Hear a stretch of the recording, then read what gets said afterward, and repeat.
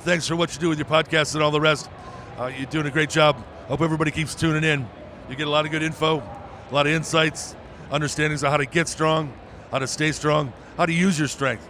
You do a great job, dude. You make things better than they are in real life, I think. If you don't follow Massenomics, y'all do it. Social media, website, everything. Massenomics. Yeah. Welcome to Massenomics, the world's strongest podcast. Find us on Facebook, Instagram, and Twitter at Massenomics. Make sure you go visit Massenomics.com. There you'll find the rest of our powerful content. While you're there, check out our store and buy yourself some of that sweet Massenomics gear. Welcome, everyone, to episode 172 of the Massenomics podcast, the world's strongest podcast, the lifting podcast about nothing. Your same two hosts again are here, but you might notice something different if you're watching. Maybe living the high life, you could say. Maybe even if you're listening, you can hear the difference. Like we sound richer. Yes, we sound richer. We sold that second pair of lift shorts. For those of you watching, you know what we're talking about already. Yeah, if you're a listener, okay, it might not make as much sense, but especially those guys leaving the first comment this week, they're gonna be in for a little bit of a shock because this is a very different setup for us. It might actually throw them off on first comment because they're gonna go to type first and be like, oh, what's going on here? Yeah, it's a psych out. They just didn't see it coming. A basketball psych out. Yeah, exactly. But yeah, we are lounging here in these chairs. We got these like gray velvet chairs. Yeah. We even switched out the backdrop behind us. We got the "Don't Curl in Me" flag up now instead of the lift flag. Which is like major renovations around these parts. Yeah. So it does feel weird not having a table directly in front of us like we always have. It's going to be really interesting to see what we do with our hands as time goes on here. Because normally there's always you can kind of just rest them on the table and chill or whatever. Yeah. But now even leg, I just saw my leg now pops up in here. So that will be I don't have to worry about that because sitting like this is just not quite an option with the given your current abilities. Even without it, even without it's just not a thing. This is not comfortable for me. I've noticed. Okay. Or even the extreme when I I see men, I see like I'm at an airport and I see men sitting like this and I'm like, how? And what Tanner's doing, he's doing the thing that typically like when they say ladies have to sit down and cross their legs, like with one knee over the top of the other knee. Yeah. I can do that. I don't do it much, but I can. Typically you see, it's not comfortable. You probably see more guys putting like their ankle on their knee. Yeah. That one, and I'm jealous of guys that this is comfortable I never for. ever do it with my left leg because naturally my left leg wants to be popped up like this. But my right leg, it'll just flop right over. It's no problem. But it doesn't feel like your ankle is wanting to slide off of the. No, it's like I have to go. Good. I have to do this to really lock it in. Yeah, grab the shin and lock it down. Yeah. I don't have that issue. For me, it's just I don't know. Maybe it's my dainty little hips. Tanner. Well, you have seen men sit like this before, right? Like what I'm doing right here. Yeah, and I see it, and then you shake. You shake the foot. You shake your off foot. And to just show that you're at the ultimate level of relaxation. I do not know how that's comfortable for people. Never will get it. Well, maybe you need to work on your mobility. You could probably ask your physical therapist about it, Tanner. He could probably teach you the way. We're on a pretty personal basis at this time. Every Monday, Wednesday, Friday got 6 weeks deep. At least 6 more to go. There's more where that came from. Yeah. I did do, I jumped rope. Did you really? Today. Did you accidentally sign up for a CrossFit class? Well, I was like, what is going on here? Why am I getting so sweaty? It was the first time I've jumped rope for a while, but I still got it, I found out. It's good. A lot of double unders or. I think I could, even with my knee, I could have busted out a couple double unders, but wasn't advised. You're just a tad loud, okay. I think, Tanner. But I am actually not a bad jump roper. The reason being for that, jump rope for heart when I was in grade school. I don't know, did you guys do that? Or I didn't personally do it, but I do remember it being a thing. And then PE in high school, jump rope was one of. We had a pretty. You did, huh? Our PE teacher was. PE and our jump rope, like a jump rope. And we had to accomplish certain numbers in certain time limits for grades. I do not remember doing that one. Yeah, but we also had to do jumping over a box. Say it's like a 20-inch box, and we had to jump back and forth over it, and like you had to do so many like time. So it was almost like a wad even. Well, and these things were graded. Like, so if you got 20, that was a B. Oh, okay. Or, I'm making up the numbers because I don't remember. But yeah, whatever it was. We also, softball juggling, and it was graded. Like juggling actual softballs? Yeah, yes. See, we had juggling ones. Yeah. But I think it was like, well, if you tried, you got to, like. No. Wow. Ours was That's pretty advanced. Yeah. It's like the boot camp of it was PE like my worst class. Wow. I was, kind of a straight A student, and occasionally I'd get a B in PE because it was grading. I think as unusual as it got for us was like ping pong, badminton, and then like bowling, which I don't think is that unusual in the scheme of things. We almost didn't do any of those fun. We did not do fun stuff. The best thing during the nicer months, we would like play softball sometimes, that sort of thing. Yeah, like anything softball, like if they'd let you go outside and you could play the sports or whatever weird games they had outside, like that just felt like. For us, it was almost who is going to be the first person to do something, misbehave in such a way that we almost don't get to do it anymore. Like who's going to do something so bad that is probably the one class more than any that teachers would really hold things over you like parents. Yes. Because they have the ability to give you something you really want, which is having more fun. What do we? Oh, we do you have a custom hat on. Yeah, I do, but I just realized I have the sticker on it. I don't really like I didn't know that. if that was intentional or not. No, I don't do that intentionally. The thing is, you leave the sticker on, then it fades, and then by the time the sticker starts to come off, then it leaves just the looks mark. weird. Yeah, you were definitely then that guy that left a sticker on. No, I'm not gonna wear that sticker. Get that out of there. Yeah, I don't like that look. I do have a retraction or correction to make from our previous episodes of the podcast. Two things. I think I know what one of them is. One of them you'll know. And we did have one person call me out on this. Out of all of our listeners, one person maybe more noticed, but only one cared enough to say anything. Yes, and which is great. We don't mind like not being corrected. No. And I did actually do this on back-to-back episodes because by the time he told me, I think I had already done it again. You doubled down on it. Yeah, I had done it again. For the women's USA soccer team, one of the players, I was calling her Abby Morgan. It's Alex Morgan. Yep. So that's you could say that you did that. I know that because we talked about this before. I know that you did that, and I still don't even know what the right one is and whether you called them the right name. And I had to think about it pretty hard now to even think of what I was right saying and wrong. But you had the same reaction as me when it's like, most people probably don't know. I was like, well, just given the fact that none of our listeners, besides our one buddy we know personally. The fact that he was the only one that said anything makes me think that no one probably noticed. No, I'm guessing not. I bet there's a few people listening right now that are like, I did notice that. I just wasn't going to say anything. Yeah, we get it. You think you're so cool. The other, probably even more important correction I had to make is we talked about you made your big move. Mm-hmm. And I have a longer commute to make. Yep. I said there was one stoplight and one stop sign. There's actually, I thought of it today on my way, there's actually one more stop sign and two more stoplights. There's the stoplight on Main. Or not on Main. Main's the stop sign. Yep. The stoplight is on Second.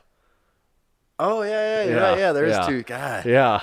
Woo, that second stoplight. That's a real doozy. You didn't catch that either. I didn't either because in my mind that one doesn't exist. Yeah, because you rarely get stopped there. Yep, you are right. Yeah, without a doubt. So people were.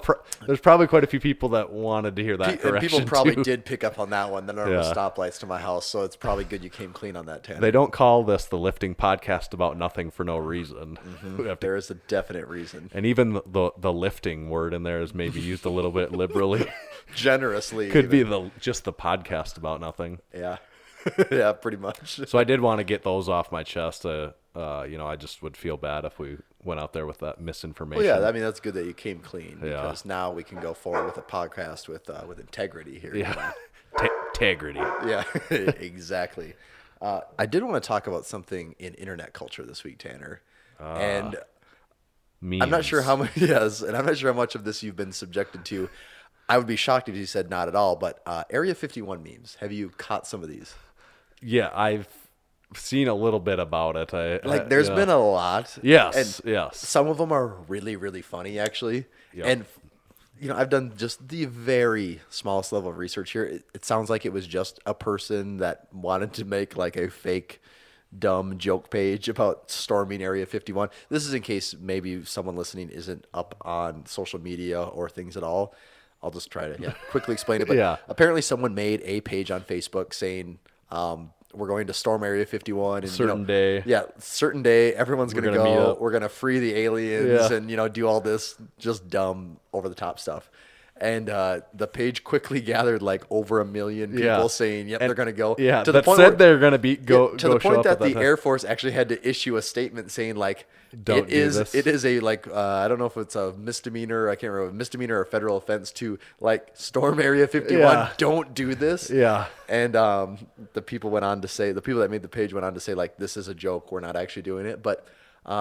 I'd be curious to see if anyone actually does follow through with this thing. Some people are going to show up on that day. Oh, yeah. At the very least, just to say, like, I was there. They might go to, like, right to the boundary line and just be like, yeah, we were there that day. Yeah. But, like, the number of memes now showing up, especially the ones regarding people having sex with aliens, like, those ones.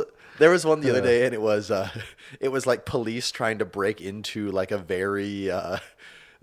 it was like I don't know if it was like a club or a bar, and it was police trying to push in the door, and everyone's holding the door closed, and the words over the crowd were like, me having an alien orgy, and then over the police it said police trying to break back into Area 51, and it's just so many things like that were just I couldn't get enough of it. It kept popping up, and I'm like, these are hilarious.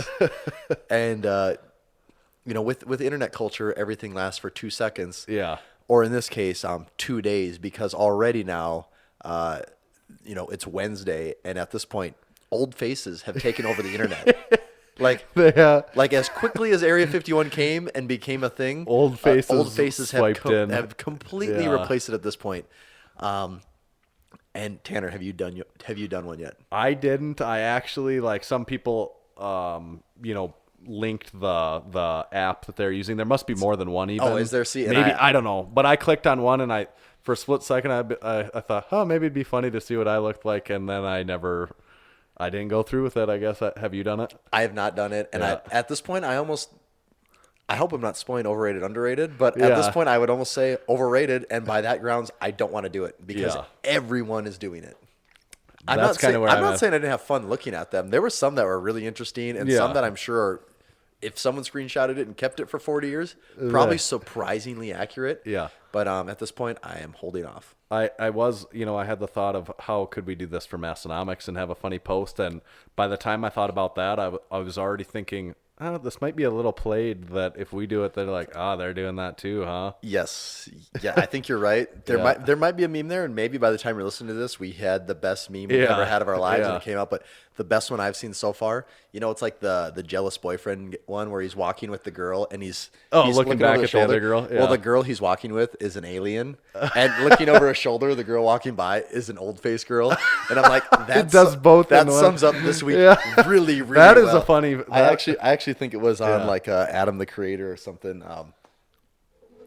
Tanner, I gotta find this really quick. That is a for funny you. one. I can't tease you with that and then not show you. Off the top of my head, would it be funny if it was a picture of us, or I don't know who it could be, and then the caption is us waiting for the price of lift shorts to go down? that could be something. But people probably don't know our faces well enough to even have it mean anything. Yeah, it was the Adam the Creator page. I thought it was pretty dead on. It's pretty funny. And that is to do both in one. Very relevant. Yeah. And like earlier in the week, there was the like Michael Scott one as an alien looking through the blinds. And there was even this 51 cent instead of 50 cents. So that was funny too. There were some good ones there. So I would recommend the Tanner, this one also applies to us a little bit here. I saw that too. That is funny. LaCroix story 4. Yeah. We get sent a lot of DMs. We get sent very often the one where a person is running a lemon under the tap water into a glass. The Massenomics Instagram page has probably been DM'd that upwards of 50 times. Just so you know, I have seen that. It is funny. But when someone sends it to you next week again, you'll be like, okay, thank you. Yeah. Yep. That just comes with the territory, though. Yeah. And we also have not talked about LaCroix much lately. No, and that's probably a shame almost. Like, It kind of is. I was thinking about cracking a cold one tonight, but given all the new environment here, I didn't want to. We don't want to spill it on the new chairs. This fine velvet or whatever the hell this is. It's that material that you can rub one way and it looks a certain color. It's kind of like when you mow the grass and it creates lines from going different directions. That's how these chairs are. That's why you mow at like an angle one week and then a different angle the next to week. really show you're on that next level. Be like, ooh, that guy must be middle class fancy. Exactly. I did have a little story, and it relates back to last week. We talked about the History's New channel, The Strongest Man in History. I can't remember if this next episode, episode 2, wasn't out at the time. I'm not going to talk about that episode, just one part of it. They went to Paul Anderson's house. Oh. And Paul Anderson's daughter. There's a bit of a story with Massenomics and Paul Anderson already. That actually was relevant this week even yet, but so let's detour to that. Okay. We'll make the first detour on this story. The Paul Anderson thing on YouTube, our Kaz interview from the Arnold 2 years ago. It's almost like we're single-handedly keeping Paul Anderson, a piece of discussion alive for people to let everyone else know that Paul Anderson is number one. Yes, and I don't know why this happens, but there's some anomaly there where people fall into this video and have to comment how strong Paul Anderson was and how he was the strongest man ever. Our video, our Kaz interview. It's just an interview with Kaz. Which was that the first time we interviewed him? That was from the Arnold, or the second? Second time. And the question, or it wasn't even the question of who was the question. Who are some of the strongest people, or did he just start rambling on about it?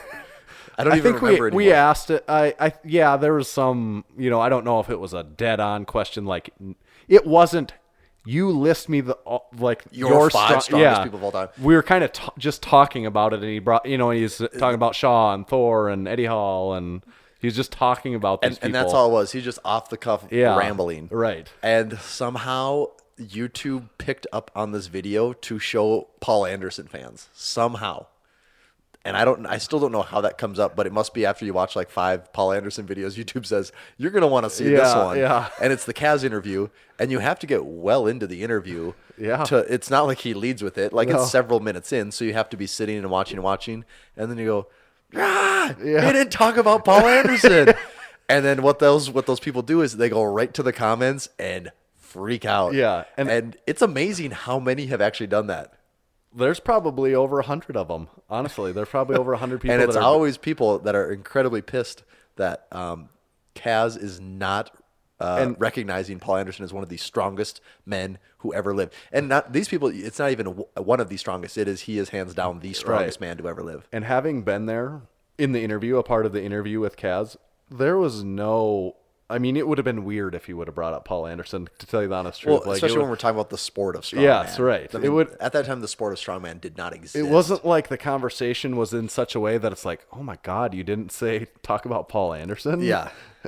Like if you're saying like some of the craziest feats of early strength. Yeah, right. That would make sense in that context. But even then, if you didn't bring him up, it would be like, well, yeah, you're just rattling names. Well, yeah, off. We were just putting him on the spot. This wasn't, But it is still funny how often that comes up. And if you have some time on your hands, go find that interview and just read the comments because it's crazy how people feel so strongly about this still. But anyways, where was the story even started? So back onto the main freeway, they were in Paul Anderson's house where he lived. His daughter lives there now. And on History's Strongest Man. They went into the basement, and it was like a crawl space basement. Robert Oberst and Shaw and Eddie had to go backwards. They had to turn around. The door was literally like 3 foot tall off the ground. Okay. And they had to go in reverse and duck, and they barely could get in there. But in the basement, they had some of Paul Anderson's old weights, and he had these old deep dish 45 York plates that are like the 50s or older than that. I don't know the exact range. They make some different ones, but Brian on there said there's only been 5 people in the world there's only been 5 people that have done the pinch grip on these certain York deep dish 45s. They're deep dish with the 2 of them. Yes, with 2 of them, and they have to be smooth side. Yeah, face to face, so you're smooth side out on both sides, and they're very deep dish, so it's ultra thick. Yep, it's a much wider span. Yes, and so he and Eddie both tried it, and Eddie tried it the first time and couldn't quite get it. Shaw did it which his hands are probably 5 inches bigger. I mean, I think he did it with both hands, and he could hold it for a minute probably. Yeah. But he had so much chalk on it, just like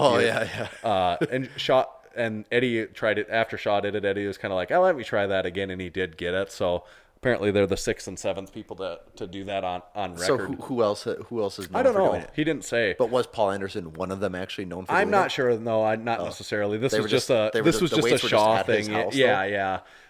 And Brian is big into collecting these plates, and he said these plates are like because they're Paul Anderson's, this was like discovering a Mickey Mantle rookie baseball card in your basement. Yep. And I could tell he really wanted them, and I'd be surprised if he didn't try to.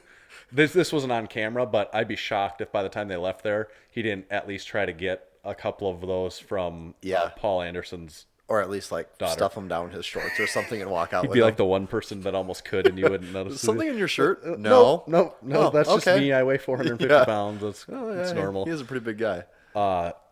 But so these plates, really cool, old York, really super old deep dish York, really rare. They're not milled because it was before they even did the milling process on plates. So how were they made? Cast. They were. Even the milled plates, they're cast and then machined. Okay. So it's a cast, which is kind of if they're only cast, it's kind of a rough looking plate. Mm-hmm. The hole has imperfections. But then the milling is what then they'll do the milling, which makes it. So and that's how like all the plates you buy now that aren't cast, do they go through that same process? Yes, like okay. So there's no such thing as like a plate that's just milled out of a solid block. Like when Rogue for the deadlift. Well, yeah, like the elephant bar. Yeah, those are. But no one's starting with a like a no. 80-pound block of metal and just milling it down to 45. They're casting it and then milling it to get it, Do you know, is that how they make the kilo plates too? I don't know. I'm guessing so. I don't know. I think it is. And then the big difference with the calibrated plates is that then they have a little hole where they make up the difference right, to where a tighter tolerance there. So that they get it to the perfect and that tolerance. makes sense. So in that hole could be anywhere from grams to whatever. Right, and then they use that to get it to perfection. But the good machine plates, even now, they get really close anyways. Yep. But these old York deep dish, they're not milled because I don't think they did that yet at the time. So then randomly this week, just shortly after I watched that, a guy emails me we live in a town of 25,000 people. Mm-hmm. He emails me and says, "Hey, he sent me a picture of them. I've got these old York plates for sale in Aberdeen." Oh, it was local. In Aberdeen. Oh, see, I thought this was in Minneapolis, because typically when Tanner's shopping for equipment, it's usually coming out of someone in the Minneapolis area. Yes, that's our biggest metro. Or just outside of it, yeah. Right. And he said, I heard about your gym. I heard you might be the guy that might be interested in buying these.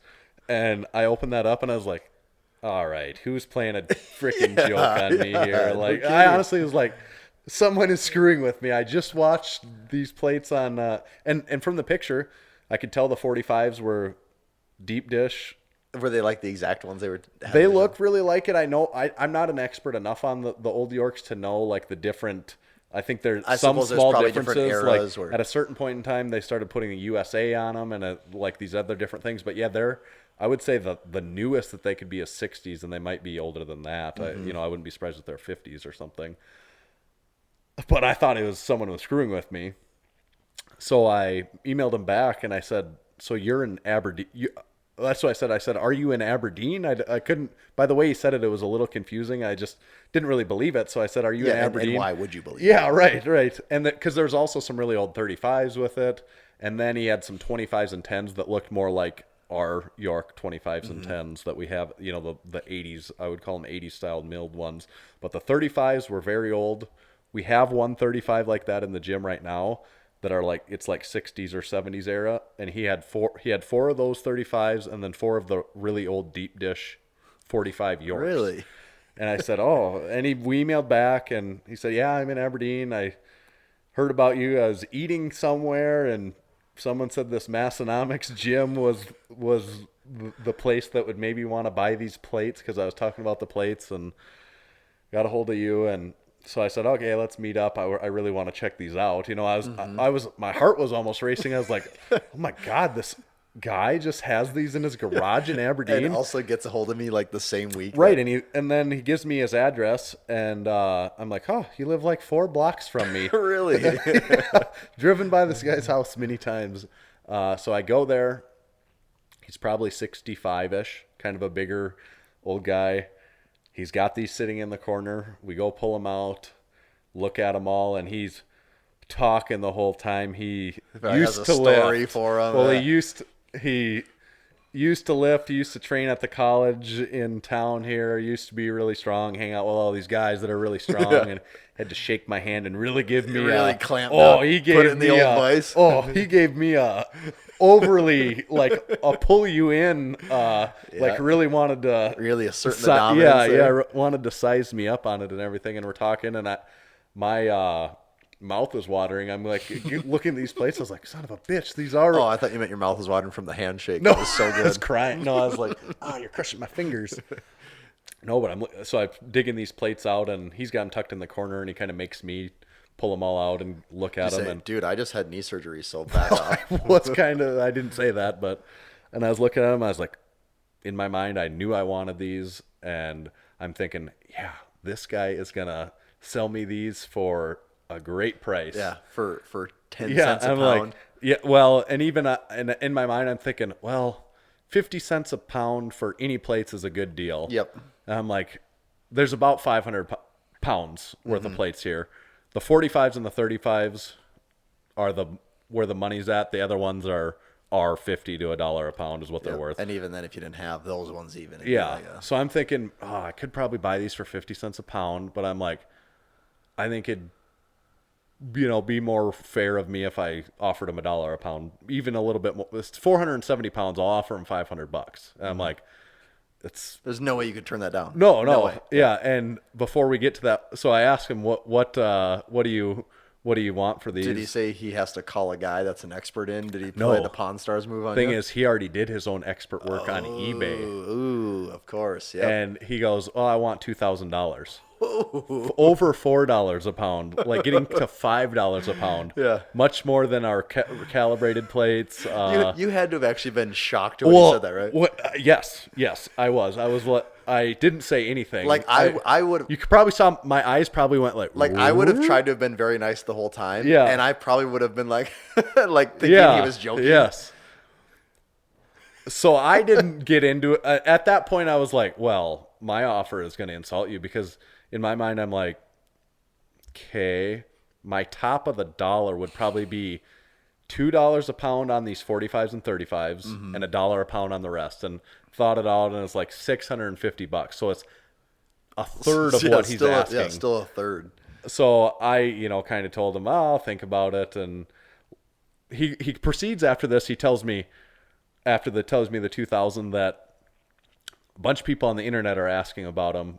But I'm not going to ship them. I don't want to ship them. I don't want to go through that hassle. Oh yeah, you're looking at crazy amounts of money. So I said, and I even told them this after that. I said, well, to be honest, I'm probably the only person in this town, and I would assume a multi-state area. You could probably do a 100 or 200 mile swath. Most people that have gyms don't really care about the collectible items. They care about making money. And buying antique plates does nothing for members or making money. So, and I told them that. I said, I'm probably the only potential buyer for these. And at the end, he said, and I'm serious about that 2,000. I'm not going to take any less. And I did my looking on eBay, and so I looked on eBay then, and there is some buy it now for like perfect pairs of those 45s. These were far from perfect. Like some of them were even spray painted. I saw the pictures. They were rusted and dirty. Which to me is still cool. Yep. I was like, I want them. I don't care about that. But these perfect pairs of them were like listed at maybe $750, $800 for buy it now. But that's just a buy it now. Oh, what's going on there? Are we losing Are we losing the camera here, Tanner? I don't know. We might be. Well, it made a beep. So if you're watching, it might be about done, but the audio will still continue. Yes. But that was just buy it now prices on eBay. Yeah, that's not what things are. Even the people with buy it now are like, oh, it's crazy, but I'd be happy to get this. Like, But anyways, this was maybe 3 days ago. I walked out of there not buying them. I told him I'd get back a hold of them. But to me, I'm not even going to make an offer because you're not even close. No, I'm just going to wait and see if he gets back a hold of me. Yeah, I would say that's it. Like he can decide how much he wants. Either rusted old plates that are essentially worth nothing to almost the entire world, or if he wants to pay $600 and have someone move them out for him, and also make money. Yes.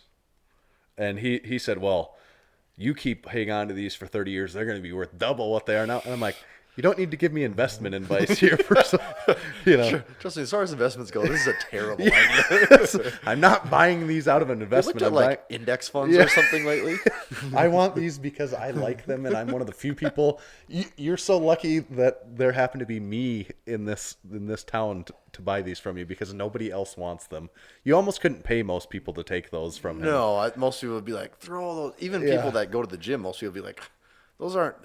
Most people would say, one, they're not rubber coated, or they don't have cutouts to hang on to them easier. Yep. Like it would be a just limitless list of reasons that people wouldn't want them. Right. So I didn't get them. I still want them. I have the picture saved on my phone, and sometimes I look at them and feel sad that I don't have nostalgic. Yeah. But you know that you're within like a mile range of them. And also, he is old. Maybe he'll die, and I'll be able to buy him at his I like estate sale. I was saying estate sale in an auction of some kind. Like chunks of metal, and that the bidding will start at $10. I'll give you $50, and I'll be like, sold. We'll be like, really? This guy's offering $50 for this? What an idiot! Playing the long game. I see what you're doing here, Tanner. Might not be that long, like I said. You never know.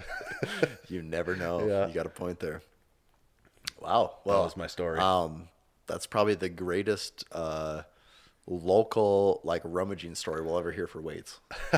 It really will. Maybe it's a little anticlimactic that is the greatest, but I'd be really shocked if we ever come up with a greater story than that. Yes, I agree. The only greater story I can think of is if the big college in town was like, we are selling all of our weightlifting equipment for pennies on the dollar. We'd be like, well, that's worth something to talk about that now, but I don't think that will happen. So no, I don't think so either. Unless someone has a diamond encrusted squat rack somewhere that we don't know about. That would be about it, though. Our camera is making a lot of noises. I might just investigate it really quick. Oh, now it's beeping really loud. What's it saying? Did it turn off on us? Tanner's doing the tech work here. Might not have been recording there for a minute, but we are now. So back in business. Yep.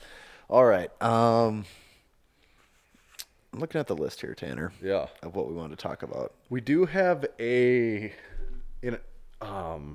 not a big lifts, but best comment of the week.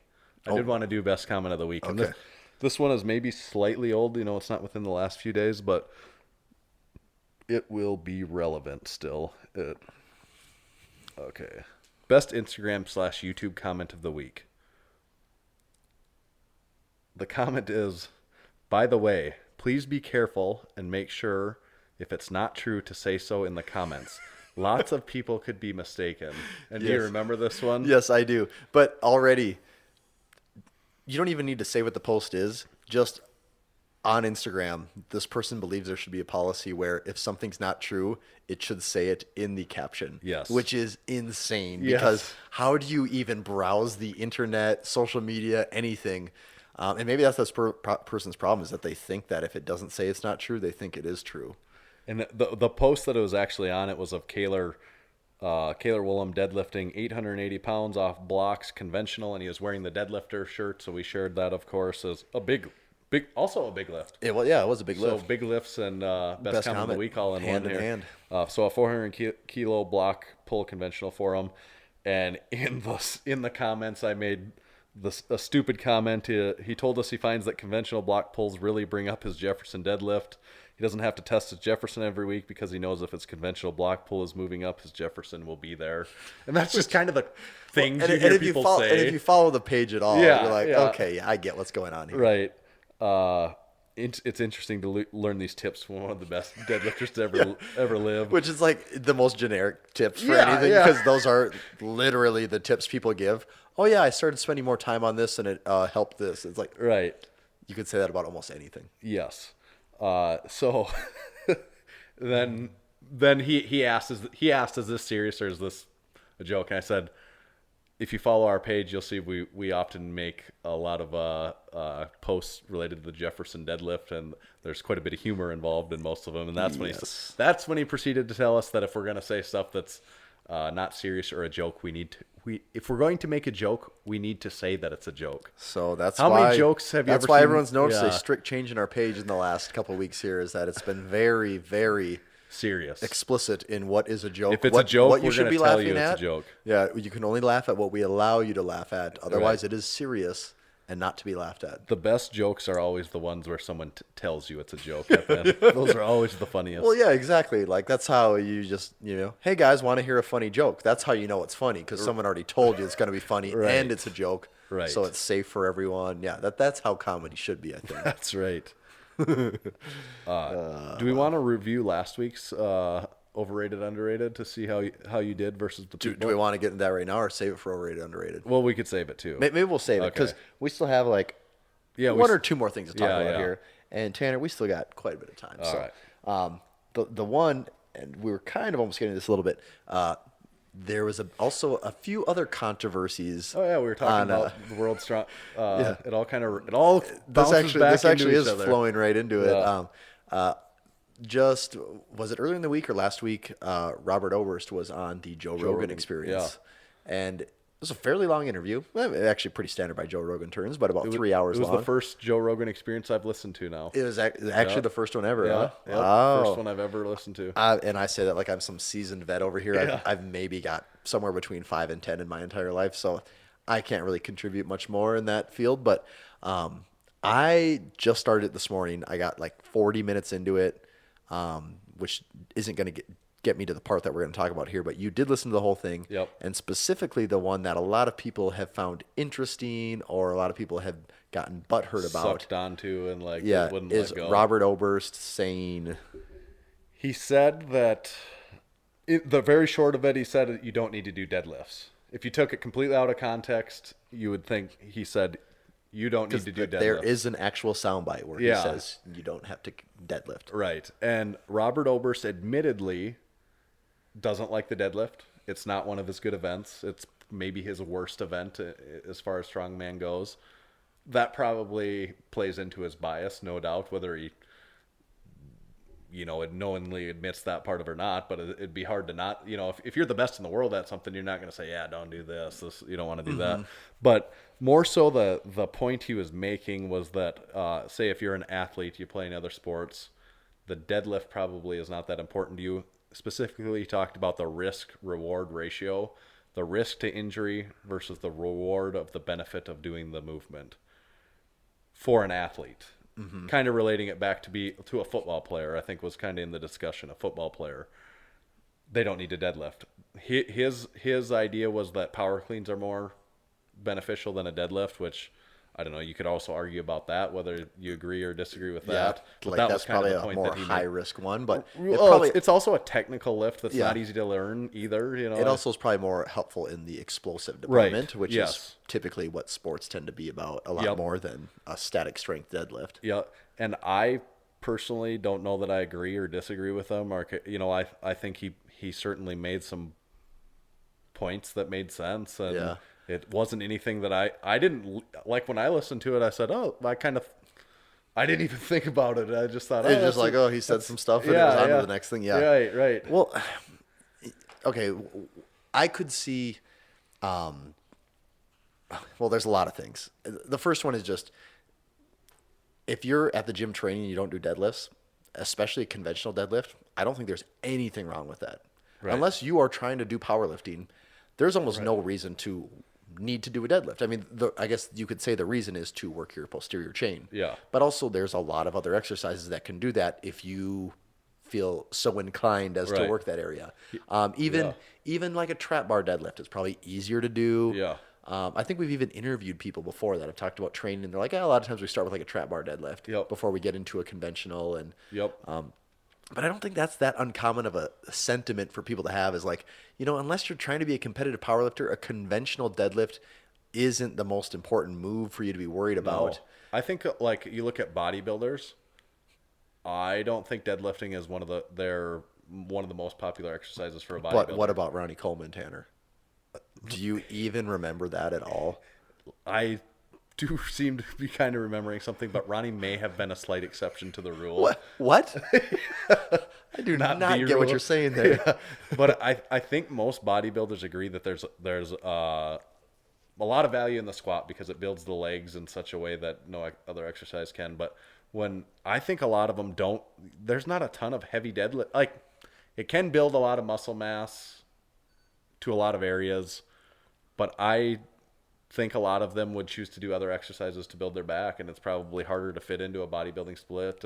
But I'm just using bodybuilding as one example. Yeah. Just that there's alternatives to you can't just be in the powerlifting mindset. They're Everyone's all a powerlifter. Well, yes, there are alternatives to this, and there's something about how powerlifters tie their identity to the three main lifts. Yeah. And not just the three main lifts, but the three main lifts being done to a powerlifting standard, which only really matters if you're a powerlifter. So for the rest of the world that doesn't compete in the sport, doing them to your agreed standard that you and a few of your friends, and I say that even talking about myself, that you and a few of your friends and peers agree that, yep, this is the way the lift should be done.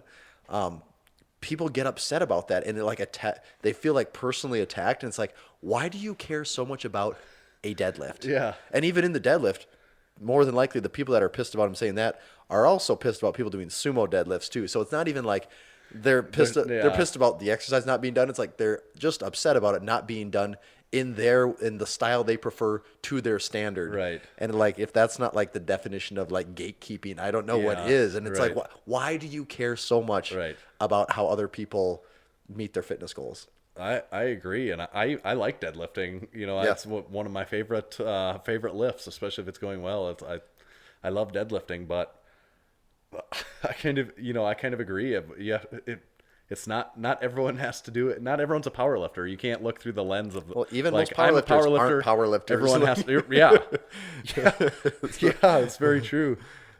That reminds me of, we put out did a Massenomics rookie card contest where you could win your own, and I put in there, in order to be a winner, you do have to have actually competed in a powerlifting meet before. And someone replied on there a funny comment. They said, you just ruled out like 3/4 of the powerlifters on Instagram. Yes, exactly. I'm like, yeah, it's true. Yeah, because people it's like they have numbers for the sport without competing in the sport. Yeah, it's just, the whole thing is so backwards. But right.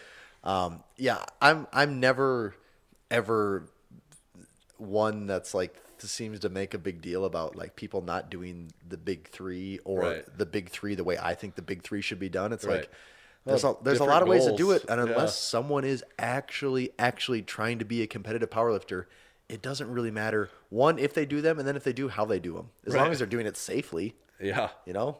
Right. But people were up in arms about that big time. I mean, it was well, they probably feel betrayed by one of their own. You know, it's like this is a guy that is one of the top tier strength athletes to say that like what they're doing doesn't matter. So it's like their whole identity is like caving in on them. Like, what am I doing so much of my life, investing so much of my life in caring about a deadlift if one of the best guys in the world say it doesn't matter?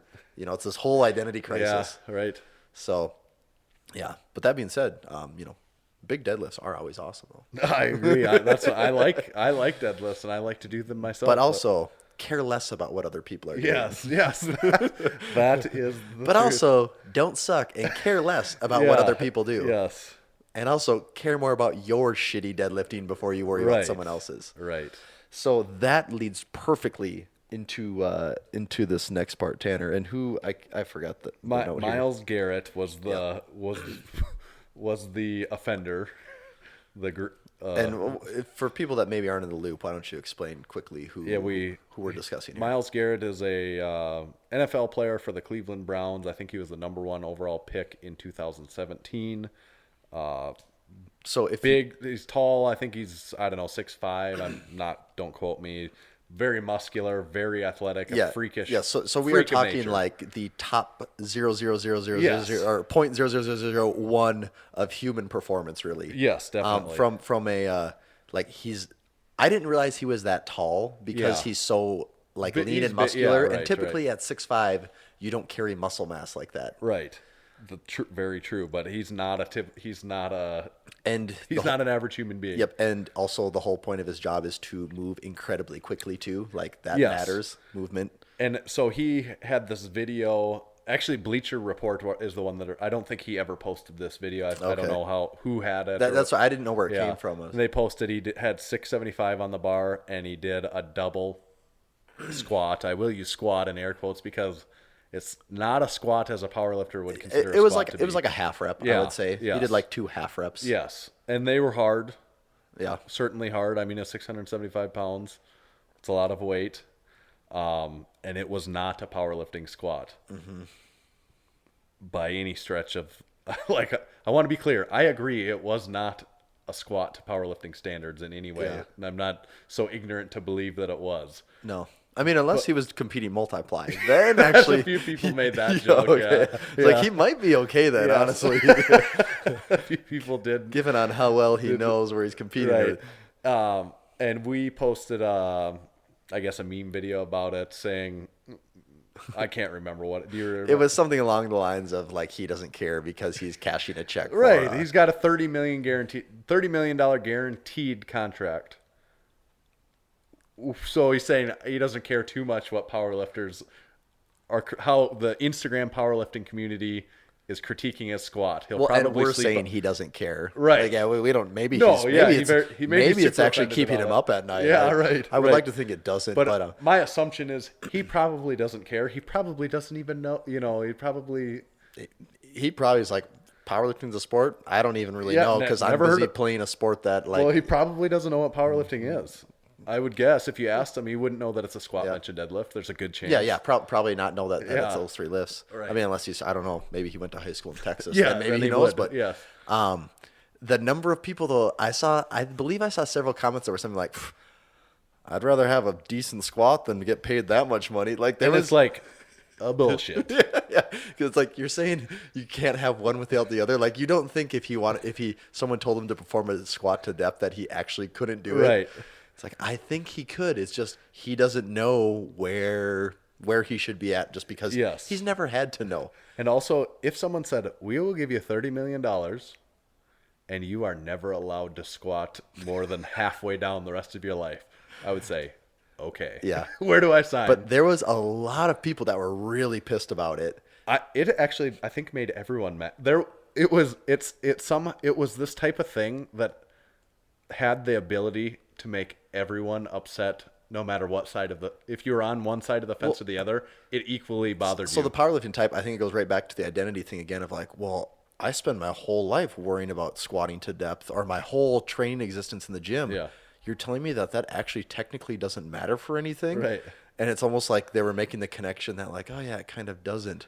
But that's like too hard to comprehend. Right, so like right. you reply back by freaking out. And I mean, I kind of keep shitting on powerlifting and I also compete in meets. I was going to say, but we that's- both have competed in mini powerlifting meets. I think that's important to mention here. But- we like powerlifting. Yeah, and We like have we're podcasts friends talking about yeah, it. and we have a whole podcast talking about it. But my We also have some identity of context. who I am Yeah. as a person is not dependent on my ability to lift a bar to a standard that somebody Right. in a group made as a set of rules. Right. That does not identify me as a person, Well, and especially... and it shouldn't identify anyone. Like, especially someone else's ability to do and it then or someone to not, else's really doesn't... has no bearing on my life. Right. Especially someone that isn't having the goals or isn't trying to do it in the same context that And you are. and he's not trying to present it as a powerlifting squat. Right. He didn't do it in a meet. He didn't show up to a meet like, oh my God, this NFL player is going to compete in a powerlifting Right. meet. Like he's not presented in that way. Just like somehow someone got some footage of him in the gym. Right. And I would bet that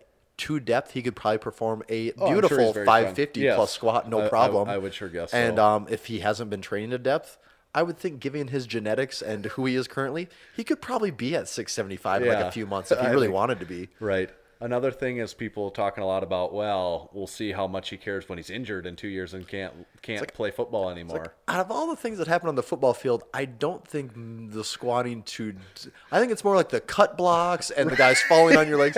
I'd be more worried about that. Helmet to helmet CTE. Like, Yeah, CTE even. Yeah. Again, the fact that you think knees are the biggest issue here, again, shows your limited knowledge of the world. And I think that's like a crutch that people fall to because I know that I've seen and heard studies of both ways. So what they're saying is this half repping It's is like is where you inherently stop, dangerous. Yeah, it hurts your ligaments or your tendons. That you're stressing your knee more by only going halfway down.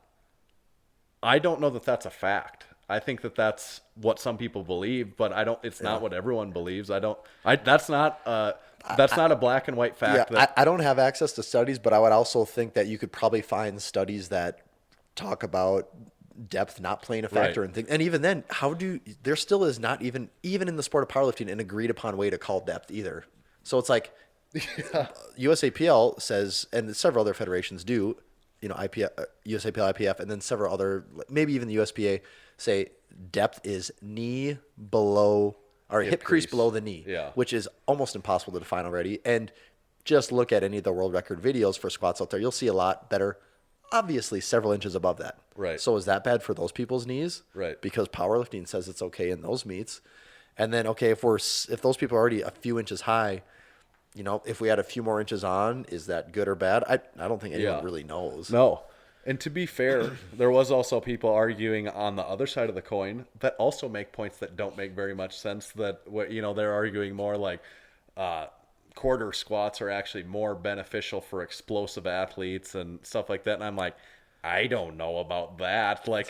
And what I'm saying is, I know that person commenting does not know that as a fact. That's just something that they believe. And it's kind of funny because it is funny in the way that benching, like Spoto presses, things like that are okay. Yes. Or a deadlift, block pull. Yeah, like Kaylor Woolham, one of the best deadlifters in the world. He's doing a 881-pound block pull. And there you half could make, of a rep. Yes, there you could make the argument that it's like, well, that'd be like a pin press. Like you're not the one stopping it, but that's like a Spoto press. Like you are the one stopping it. I guess a Spoto press is a better example. Yeah, because it's never starting on anything. Like you're just artificially cutting the range. A Spoto press is a very comparable, where a board press would be a little bit different. Yeah, because there's maybe a rest in there. But if he was just doing that to a pin squat, Brad Gillingham, one of the greatest powerlifters of all time, they utilize pin squats from probably not much a different depth at times than what Myles Garrett was doing in that video.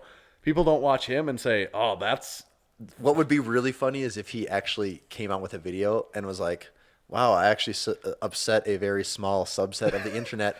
I was actually working partials. My lockout was tough. Like if he actually came out with that video, would that make people's heads explode? If he said, yeah, I've been training partials and it's made my squat very, very strong. And we can probably assume that that's not... Oh, that will never happen. Right. He's probably never, wasn't his intention. Again, because he has actual problems and things to worry about, not like people's standards in squat. But you could almost see a power lifter, some coach out there programming something like that to address a weakness. I wouldn't be surprised if there are people getting those prescribed to them right now by some type of coach. It is a little, the point you brought up is it is a little bit different because like in a pin squat or even a high box squat, there's still something like stopping you. There is a stop at some point of a device of some kind. But I mean, I'm never going to start. I don't have any plans to start doing like partial squats like that anytime soon. I don't even think I would recommend it to people. No, I don't think so either. But then again, I am also not a world-class athlete surrounded by strength and conditioning coaches that are probably also getting paid hundreds of thousands, if not millions, to handle me and take care of me. So I'll just assume that they have it taken care of. Yeah.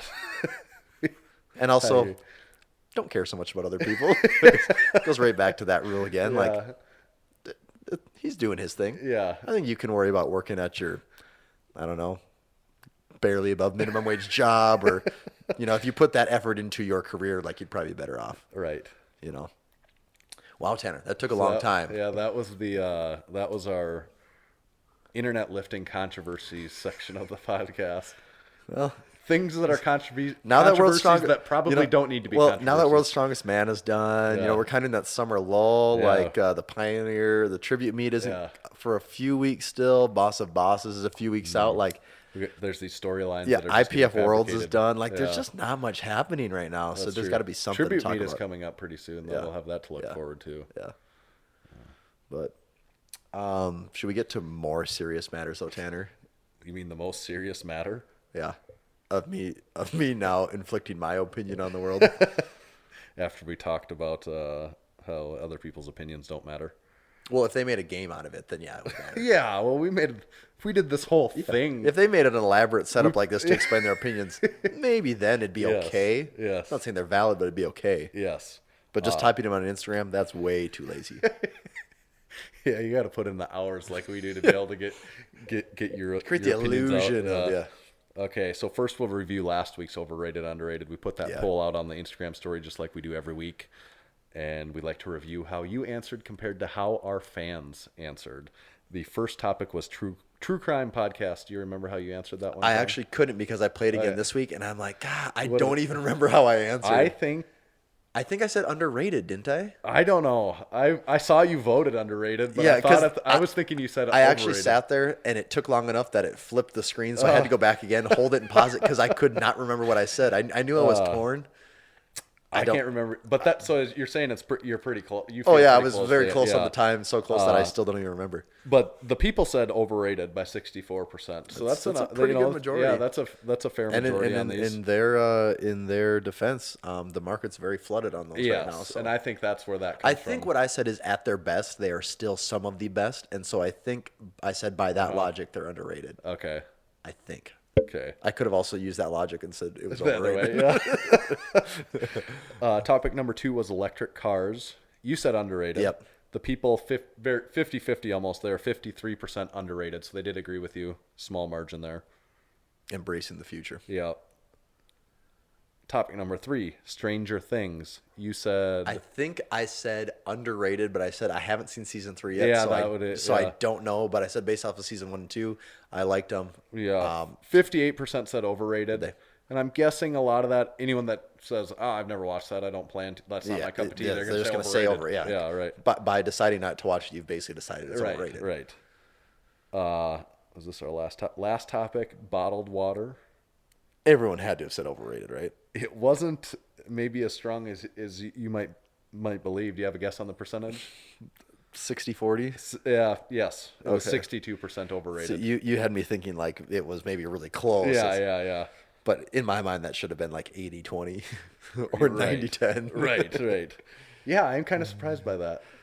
Yeah. Maybe it just depends on maybe a specific circumstance where some people maybe really rely on it. I don't know. Yeah. Yeah, I'm a little surprised by that one. I don't know. I get more the electric car debate. When I think about it, that the electric car is very close of people that say overrated versus underrated, and I can see that. Yeah. Well, and plus people are turning it into like a political issue too. Right. But the bottled water, I almost feel like, why do you like paying for this stuff? And it's like, and I mean, I think we can all agree it's not good that we're putting that much plastic into. Like, I think we can all agree water is free. Like if you have the foresight to bring it with you. Very close, yeah. I understand in a pinch you might need it, but even in that situation, I'm like, this is annoying. I have to pay for this shit. Yes. So with that in mind, should we run into this week's? Yeah. Yes. Let's hop right into this week's. What are you feeling about the rules this week? I mean, people bagged on me for not reading. They always get on me if I don't read them. Maybe whatever. So whatever you feel, Tanner. Okay. You have your druthers when it comes to the rules. I have my okay. Well, I'm going to do a quick recap of the rules then. Underrated, overrated consists of lightning round questions. I asked them to Tommy. The questions come from a variety of topics, including but not limited to pop culture, current events, food, and technology. There are also lifting-related topics sprinkled in. You might even notice some of those sprinkled in today. I like the little sprinkles. Sprinkle of lifting-related topics. Important to remember, Tommy does have his druthers when it comes to the length of the answers. He can take as long as you want, as quick as you want. He could just give a simple one-word overrated, underrated. That wouldn't make it as interesting of a. It also would be a really quick segment too. But that's kind of the important part about having your druthers. Yep.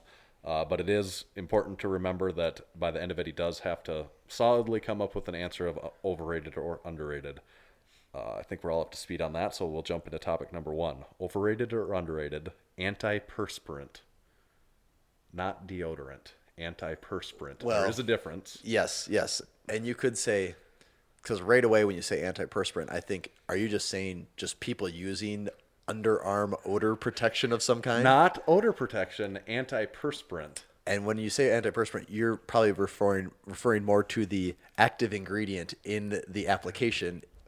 in antiperspirant, right? Right. Which is what makes antiperspirant. Right. So by that logic, I can say, I didn't even realize this for the longest time. I was not even using antiperspirant. I was using deodorant. Yeah. I think this is fairly common with some people, though. I think some people do find the ingredients in antiperspirant can irritate their skin. I went a long time without knowing that there was a different. I believe like the ingredient it's some kind of aluminum. I think. I think when you're using antiperspirant, you're actually putting some aluminum of some kind into the pores of your skin, which sounds insane when you think about it. Yep. I actually personally don't use I use deodorant. And as far as I know, it works just fine for me. So I guess I can say antiperspirant's overrated. Whether it is for the work. I mean, really, really what matters here is that you're putting something on under your arm. Right. You need to have something on. You don't want to be that guy that doesn't have anything on. Because then you're the smelly guy, and no one wants to be the smelly guy. I switched many years ago from antiperspirant to deodorant. I mean, most importantly, I would say antiperspirant did not work for me. Like if I was going to get hot and sweaty, I was going to get hot and sweaty. That's what I always found at the end of the day is it just, and even occasionally, I think by accident, because a lot of them are labeled the exact same. It's just the little word is different. And if you're not paying attention, you can easily grab one. And I actually don't notice antiperspirant actually having less sweat, like having better sweat blocking ability than just a regular deodorant. Right. Maybe I'm some anomaly. And is there a reason if your body wants to sweat that you should be preventing your body from doing that? Well, I get the like embarrassing part of like no one wants to have pit stains, like that part of it.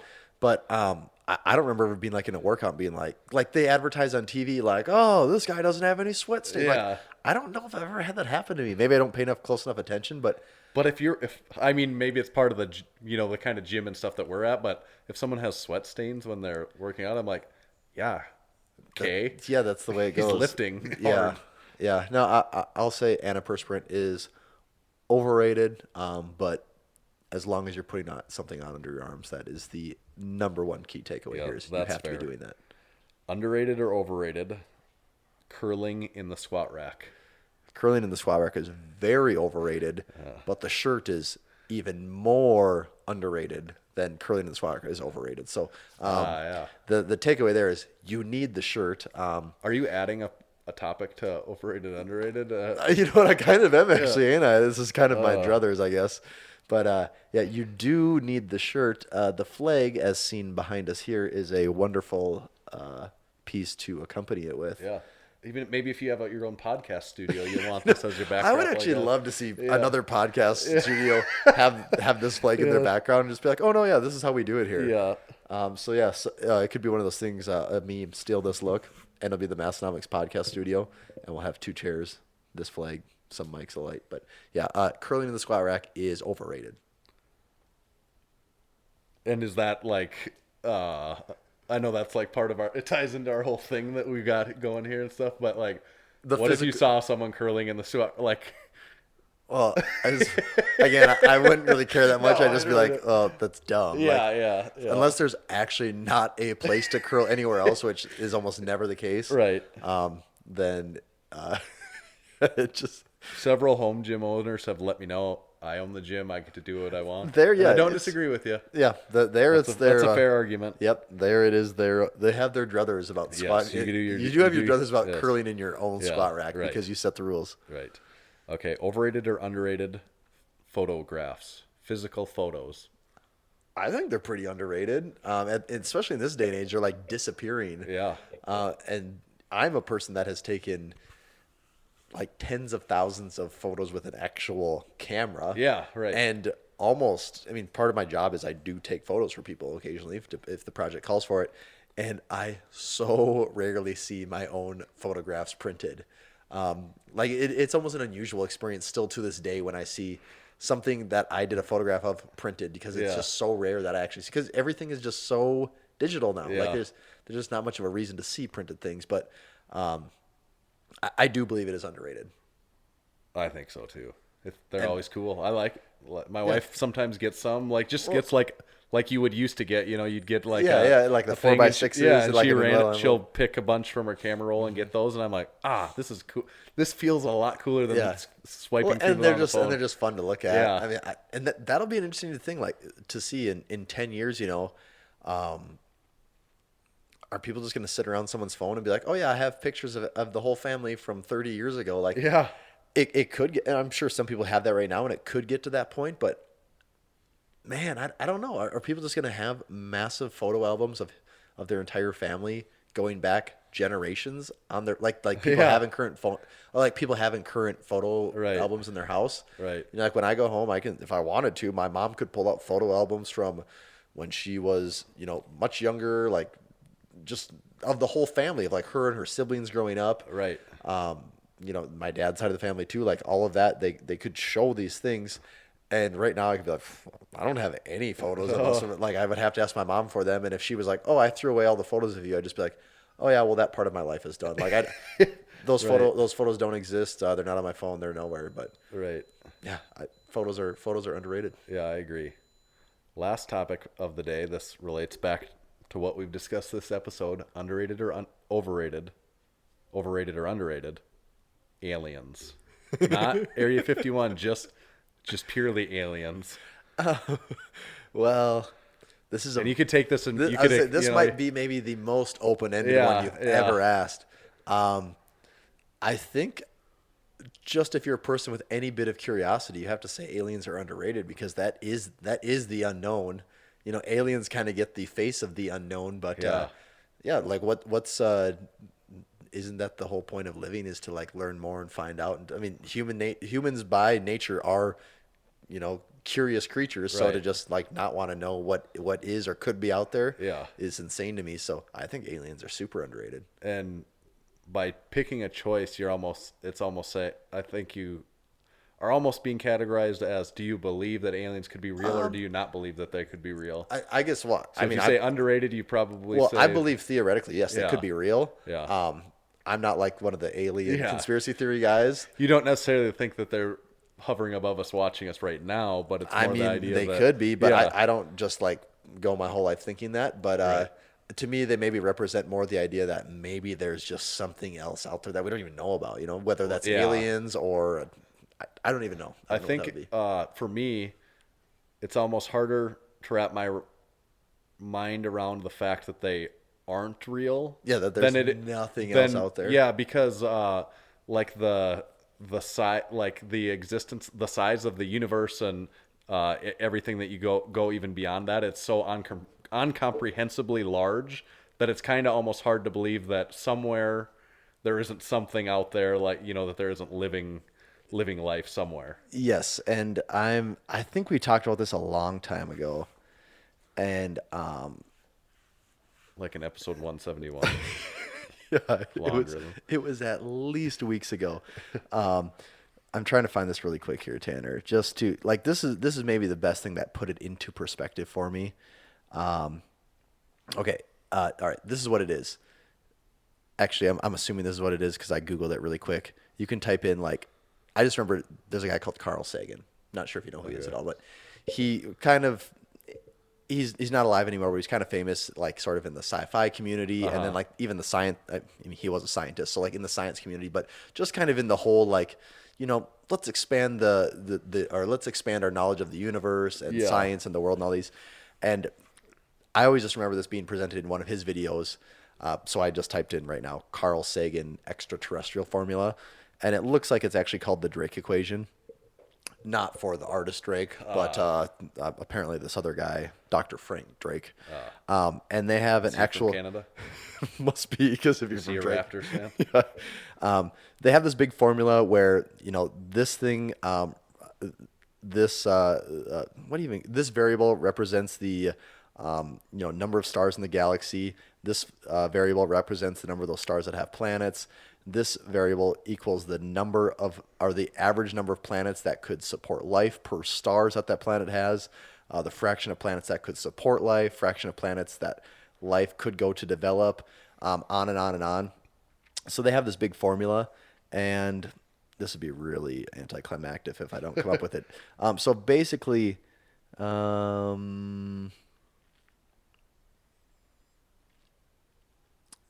Yeah, you know what? There's too many numbers here. I can't get it to where I'm not going to just throw out something, but I will actually just throw out something. They estimate they're like, even given all these numbers, they run them through the formula, and they're talking like 0.1%, 0.0, you know, just crazy small percentages. Yeah. And even with that, they're coming up with like 50 million planets that could potentially have aliens. Yeah.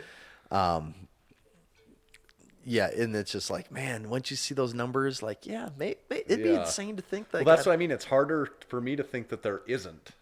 Like with that many, you know, with that amplifies that. With that many possibilities that there is not. Yeah, because even like with this, if I'm trying to have a conversation and read this quick, but if they're saying like their high estimate is 50 million, and you say, well, all right, that's the high estimate, but still, even let's take the high estimate and break it down to 1 in a million. You still have 50 planets that have life. You know? Yeah, right. Okay, so let's do it. You know, it's just like, it's crazy to think that it actually couldn't be a thing. But that would definitely change some people's whole perspective on what we are all of a sudden. So I wonder if there's aliens out there right now playing their own version of overrated, underrated. Probably. Worrying about how far trying to figure out the go. perfect word to describe like having their own opinion to make about things. Yeah, they probably don't have a word like druthers. They probably don't. Language as advanced as they are, they've never been able to druthers, verbalize. That's the word we've been missing in our vocab. Yeah, that's like the secret to some higher level in their society. Yeah, druthers.